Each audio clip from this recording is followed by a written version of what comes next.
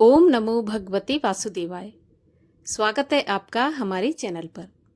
आज के इस वीडियो में हम आपको बताएंगे ज्येष्ठ मास के कृष्ण पक्ष की एकादशी किस नाम से जानी जाती है, व्रत किस दिन धारण किया जाएगा, साथ ही पारण का मुहूर्त क्या रहने वाला है और राहु काल का समय क्या होगा।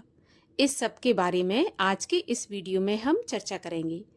और इसके अलावा हमारे चैनल पर सभी प्रकार की व्रत कथाएं और महात्म्य भी सुनाए जाते हैं। तो सभी व्रत कथाएं, महात्म्य और व्रतों से जुड़ी जानकारियां प्राप्त करने के लिए हमारे चैनल को सब्सक्राइब अवश्य कर लीजिए और आज का वीडियो अच्छा लगे तो लाइक करके शेयर भी कर दीजिए। तो चलिए अब शुरू करते हैं आज का वीडियो। देखिए, हर मास 2 एकादशी तिथि आती हैं, एक कृष्ण पक्ष में और एक शुक्ल पक्ष में। दोनों ही एकादशी का सर्वश्रेष्ठ महत्व है, अपना अपना महत्व है। ज्येष्ठ मास के कृष्ण पक्ष की एकादशी को हम अपरा एकादशी के नाम से जानते हैं। अपरा एकादशी का व्रत करने से मनुष्य के सभी प्रकार के पाप नष्ट होते हैं और इस लोक के सारे सुख भोग कर मनुष्य अंत में विष्णु लोक की प्राप्ति करता है। अपरा एकादशी का व्रत अपार धन देने वाला है। अपरा एकादशी का व्रत सभी प्रकार की मनोकामनाएं पूर्ण करने वाला व्रत है।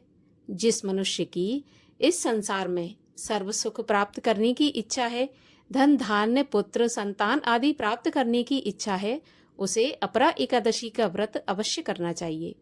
इसके अलावा ब्रह्म हत्या, गौ हत्या जैसे महान पातकों का नाश करने वाला अपरा एकादशी का व्रत माना जाता है।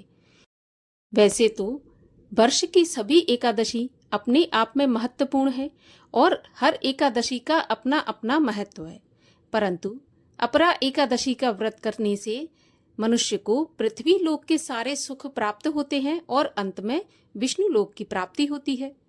इसीलिए सभी को अपरा एकादशी का व्रत अवश्य करना चाहिए। एकादशी के जो सभी एकादशियों के नियम होते हैं वही हमें अपरा एकादशी में पालन करना है। दशमी के दिन से एकादशी के नियम आरंभ हो जाते हैं। दशमी तिथि से ही हमें सूर्यास्त के बाद से नमक और अन्न का सेवन नहीं करना चाहिए, पृथ्वी पर शयन करना चाहिए, पूरी तरह से ब्रह्मचर्य का पालन करना चाहिए। अगले दिन एकादशी के दिन प्रातःकाल स्नान आदि से निवृत्त होने के बाद सूर्य भगवान को अर्घ्य देकर भगवान श्री हरि विष्णु की विधि विधान से पूजा करके एकादशी व्रत की कथा पढ़नी चाहिए या सुननी चाहिए। सारा दिन मन में भगवान श्री हरि विष्णु के मंत्रों का जाप, नाम उच्चारण, माला जाप इत्यादि करते रहना चाहिए। किसी की चुगली नहीं करना चाहिए। दिन में शयन भी नहीं किया जाता, क्योंकि व्रत में अगर हम दिन में शयन करते हैं तो व्रत खंडित माना जाता है। इसीलिए भगवत नाम का स्मरण करते हुए हमें पूरा दिन बिताना चाहिए। जितना हो सके कम बोलना चाहिए, क्योंकि यदि हम ज़्यादा बात करेंगे तो किसी की चुगली हमारे मुख से हो सकती है, तो वो हमें नहीं करना चाहिए। संध्या काल पूजा करने के बाद एकादशी में रात्रि जागरण का भी बहुत महत्व बताया गया है। यदि भगवान श्री हरि विष्णु के समीप बैठकर भजन कीर्तन करते हुए रात्रि जागरण करते हैं तो इसका हमें कई गुना फल प्राप्त होता है। तो रात्रि जागरण हो सके तो करना चाहिए। यदि पूरी रात आप नहीं जाग सकते तो कम से कम मध्य रात्रि तक जागरण अवश्य करना चाहिए। उसके बाद अगले दिन द्वादशी के दिन जो मुहूर्त बताया जाता है उसी मुहूर्त में व्रत का पारण करना चाहिए, क्योंकि अगर हम व्रत का पारण सही समय पर नहीं करते तो जो हमने 2 दिन के नियम पालन किए हैं, व्रत किया है, वो भी पूर्ण नहीं माना जाता। तो चलिए अब आपको बताते हैं कि अपरा एकादशी का व्रत हमें किस दिन रखना है। तो देखिए, ज्येष्ठ मास के कृष्ण पक्ष की एकादशी तिथि प्रारंभ होगी 23 मई शुक्रवार की रात्रि 1:13 से और एकादशी तिथि की समाप्ति होगी 23 मई शुक्रवार की रात्रि 10:29 पर।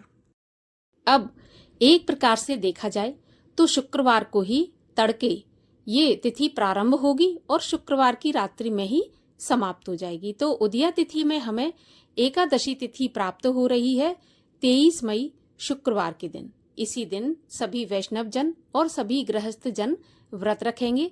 एक ही दिन एकादशी व्रत का पालन किया जाएगा 23 मई शुक्रवार के दिन।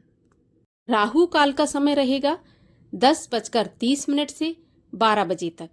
और हम सब जानते हैं कि राहु काल के समय की गणना अशुभ समय में की जाती है, तो राहु काल के समय पर आप पूजा ना करें।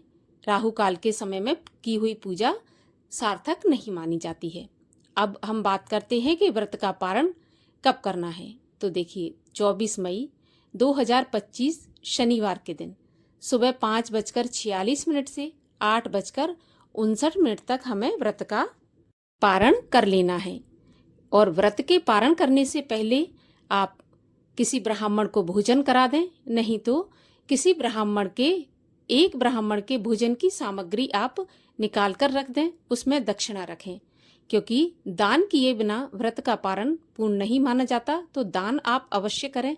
उसके बाद आप तुलसी दल से, गंगा जल से, फलों से, दूध से या फिर शुद्ध एवं सात्विक भोजन से व्रत का पारण करें। इस प्रकार अपरा एकादशी व्रत का पालन करें और भगवान श्री हरि विष्णु की कृपा प्राप्त करें। आशा करती हूँ ये जानकारी आपको पसंद आई होगी। अगर अच्छी लगी हो तो वीडियो को लाइक करके शेयर अवश्य कर दीजिए और हमारे चैनल को भी सब्सक्राइब कर लीजिए।